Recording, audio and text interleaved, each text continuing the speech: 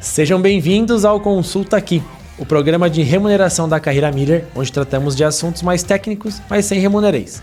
Me chamo Felipe e a gente vai bater um papo hoje sobre piso salarial.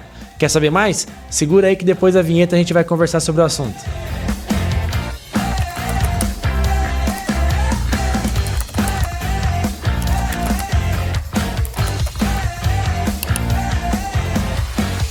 Fala galera, estamos de volta ao Consulta Aqui, seu programa de remuneração sem remunereis, novamente hoje com o Dr. Reinaldo Fernandes. Doutor, muito obrigado novamente pela presença. Valeu, Felipe.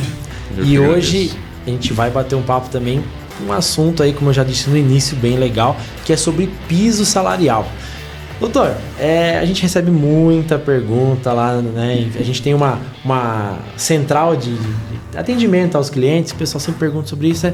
Eu posso ter engenheiro abaixo do piso? Eu posso ter algum funcionário abaixo do piso? Eu vejo a mediana de algumas pesquisas abaixo do piso. Como que a gente trata sobre o piso de engenheiro? Não somente de engenheiro, mas eu estou dando o engenheiro aqui que é o mais falado aqui nas nossas perguntas internas, né? Como que a gente trata isso? Vamos lá. Veja, o tema envolvendo salário, a gente costuma, eu sou professor também, então a gente costuma, quando ensina sobre direito do trabalho, separar piso de salário profissional.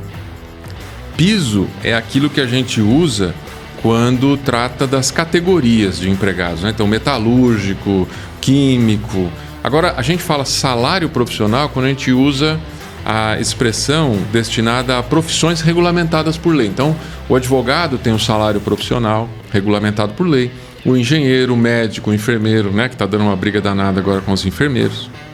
Então, eles têm salário profissional. Muitas empresas nos questionam, Reinaldo, eu preciso seguir o salário profissional do engenheiro? A resposta é sim, desde que ele desenvolva atividades de engenheiro. Vejam, a lei, quando ela regula uma atividade em geral, na maior parte delas, quando ela regula uma profissão, ela estabelece quais são as atribuições chamadas prerrogativas daquela profissão. Então, por exemplo, o advogado, para falar com o juiz por meio de uma petição, ele exerce uma prerrogativa da advocacia. Ninguém pode falar com o juiz, exceto hipóteses absolutamente raras, ninguém pode falar com o juiz se não for por meio do advogado. É ele que tem a capacidade postulatória, esse é o nome que a gente atribui. Então, essa atribuição é típica do advogado. Para nós, ela chama prerrogativa. Assim como assinar uma planta, é prerrogativa de um engenheiro civil. O médico, né, fazer uma cirurgia. Então, são situações que estabelecem a profissão que nós estamos escolhendo. Então, se você na sua empresa escolheu um engenheiro para realizar a sua atividade, contratou esse engenheiro e ele vai desenvolver atividades que são chamadas prerrogativas da engenharia, ele é um engenheiro contratado como tal e precisa receber o salário profissional correspondente. Veja, as profissões, a lei, a Constituição dá o direito das profissões serem regulamentadas por lei.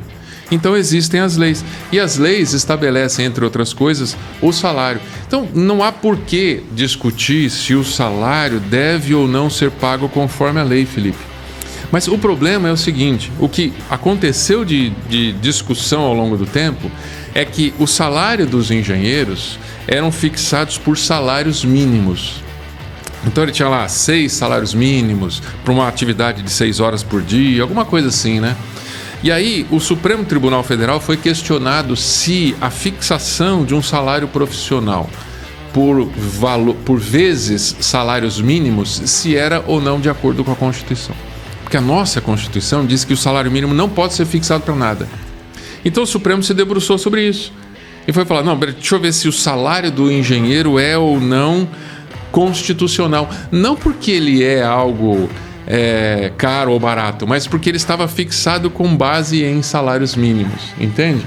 Mas, então, muitas empresas olharam para isso e entenderam errado, disseram o seguinte, não, então eu não preciso pagar o salário profissional do engenheiro, porque o Supremo disse que não poderia ser fixado em salários mínimos. Aí esticaram essa ideia para não preciso pagar salário profissional para engenheiro, quando na verdade não é isso. E o Supremo, por fim, decidiu que não presta atenção, não é inconstitucional a fixação de salário profissional por múltiplos de salário mínimo. Então, meus amigos, infelizmente ou felizmente para os engenheiros, O piso salarial fixado na lei deve ser obedecido para a profissão. Então, o que você tem que fazer? Você tem que ler a lei que fixou que regulou aquela profissão, seja engenheiro, médico ou qualquer um, observar quais são as funções prerrogativas do engenheiro. Se você contratou alguém e ele exerce aquelas funções, você contratou um engenheiro. E aí tem que ter cuidado, Felipe, para a gente não contratar alguém que não é formado em engenharia, mas está exercendo as atividades próprias do engenheiro, porque com isso eu tenho um exercício ilegal da profissão. Cuidado! Agora, se eu contratei alguém formado em engenharia, ele vai desenvolver as atividades que a lei diz que são prerrogativas do engenheiro, não tem o que fugir. Temos que pagar o salário normativo, quer dizer, o salário profissional. Perfeito. E aí me veio agora na cabeça algumas dúvidas que também já surgiram. Por exemplo, o cara ele é formado em engenharia, mas ele não está exercendo a função de engenheiro na empresa, um analista de engenharia, enfim. Nesse caso não é necessário seguir o piso, se ele não está exercendo a função. Você tem razão, né? Você tem razão. Perfeito. É porque isso também gera dúvida nos nossos clientes, enfim, nos nossos ouvintes, de questão de ele é formado em engenharia, eu preciso pagar o piso? Mas nós temos que ter cuidado o seguinte, porque, como eu disse, às vezes a gente vai começar com alguém que não é formado em engenharia, fazendo uma atividade que não é exatamente engenharia, e aí ele se forma engenheiro e a gente decide passar atividades para ele se aperfeiçoando. Aí tem que ter cuidado. A questão aqui é binária. Ele é formado em engenharia e ele desenvolve atividades que são prerrogativas de um engenheiro, pague o salário profissional. Agora, eu posso contratar um engenheiro, para complementar a sua informação, eu posso contratar um engenheiro para exercer uma atividade de operador de máquina, não tem problema nenhum. Se eu for fazer isso, esquece, ele não é um engenheiro para esse efeito. Ótimo. E uma outra dúvida que surge muito, eu vou dar um exemplo, tá? Então, numa empresa química. Numa empresa química, eu uso que piso? O piso do setor ou o do profissional? Boa colocação. E eu remeto vocês àquela informação primeira, a diferença entre piso e salário profissional. O piso é definido pela convenção, o salário profissional é definido pela lei. Eles não estão em pé de igualdade. Eles são duas coisas diferentes. Então vamos lá, eu tenho uma metalúrgica que tem um engenheiro lá dentro. Ele desenvolve atividade de engenheiro? Sim, eu preciso observar o salário previsto na lei dele. Mas também, Reinaldo, tem benefícios, ou ele ganha mais que o piso. Fala, não, ele ganha, vamos imaginar que o salário do engenheiro seja 10 mil e ele ganha 12 mil. Eu preciso observar o sindicato dos engenheiros ou o sindicato dos metalúrgicos? A resposta é: os engenheiros, como todas as profissões regulamentadas, têm o direito de serem representados pelo seu próprio sindicato. Não significa que são. 99% das vezes não são. Então, se eu for lá na Honda, por exemplo, usando o exemplo aqui de uma metalúrgica, né? Eu vou ter as negociações coletivas se desenvolvendo com o sindicato dos metalúrgicos. Lá dentro vai ter engenheiro. Mas qual que é o direito que ele tem? O direito que ele tem é de ser representado. Não significa que acontecerá.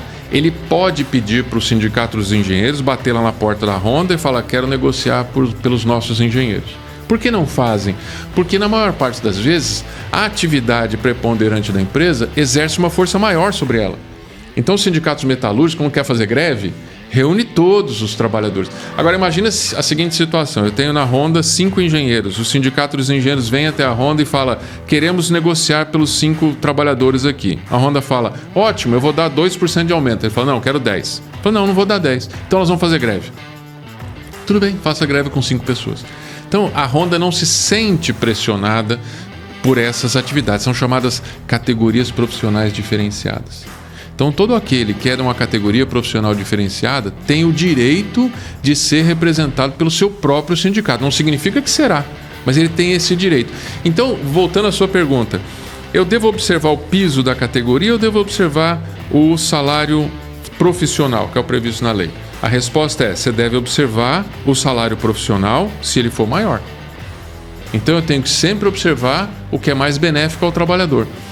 O salário está observado. E as condições da convenção coletiva? Eu devo observar as dos metalúrgicos ou dos engenheiros? A dos metalúrgicos, se você não foi chamada para negociar com os engenheiros. Não é uma coisa simples, Felipe. É uma coisa bastante complexa, mas eu acho que em linhas gerais o que a gente precisa entender é isso. O que for mais benéfico eu pratico em termos de lei com a minha convenção. Agora, entre convenções, eu preciso saber se a empresa foi chamada para negociar com aqueles que fazem parte de uma categoria profissional diferenciada. Ótimo, muito bem explicado, doutor, muito obrigado. Doutor, fala pra gente uma rede social pra gente seguir, beleza. Né, pra gente ter mais informações sobre, né? Muito bem. Olha, a gente faz sempre comunicados informativos por meio das redes, né? Ou seja, o Facebook ou o próprio Instagram. Se vocês quiserem me dar o privilégio de seguir, nós estamos lá no Reinaldo Fernandes ADV. E aí vocês me encontram por lá. Legal. A gente vai deixar também as redes sociais do Dr. Reinaldo para vocês seguirem, tá? Tem muita informação legal lá. Tá? Espero que vocês tenham gostado desse episódio. Curte, compartilha, faz ele chegar aí longe, porque é muita informação boa para guardar para vocês, tá? Aqui embaixo também vai ter um PDF, tá? Com tudo que a gente bateu um papo hoje.